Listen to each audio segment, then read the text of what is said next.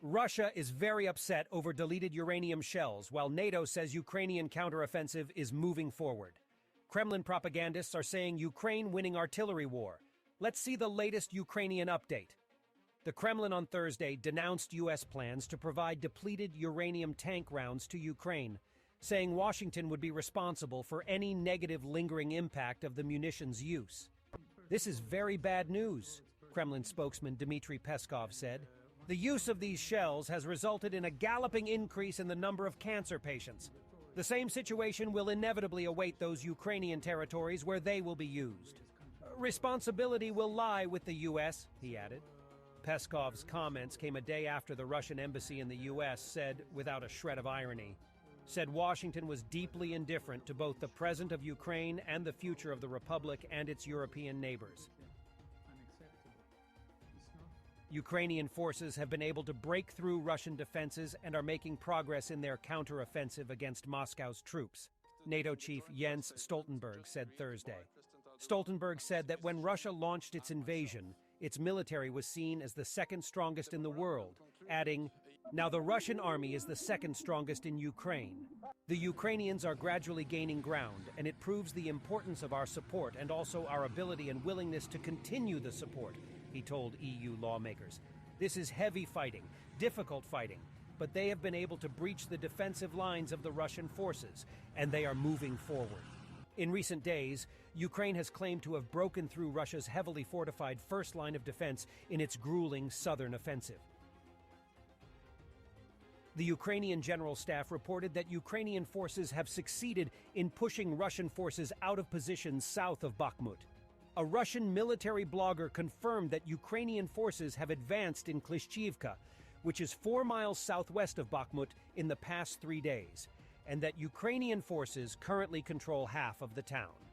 Russian sources, including the Russian Ministry of Defense, confirm that Ukrainian forces have disrupted Russian ground lines of communications northwest of Klishchiivka, further south just outside the city of Donetsk.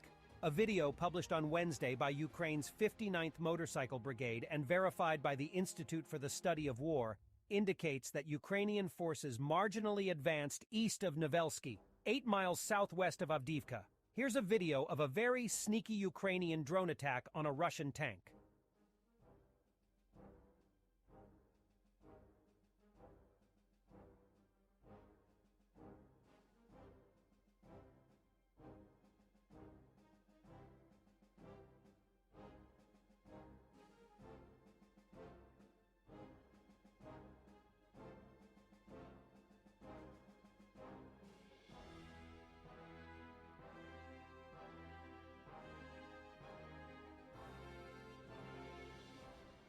Video geolocated by the ISW shows that Ukrainian forces have advanced along the trench line west of Verbov, about 14 miles southeast of Orikhiv.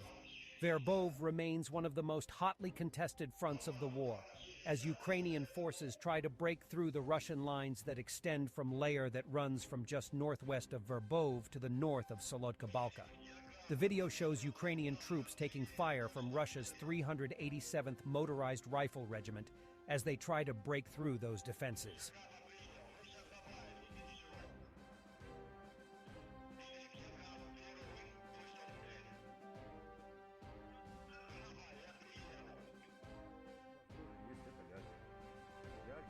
Ukrainian gunners operating technically superior cannon have gained a powerful battlefield advantage and are inexorably reducing the Russian army's mortars, howitzers, and rocket artillery systems to scrap with something approaching impunity, Russian military bloggers are saying.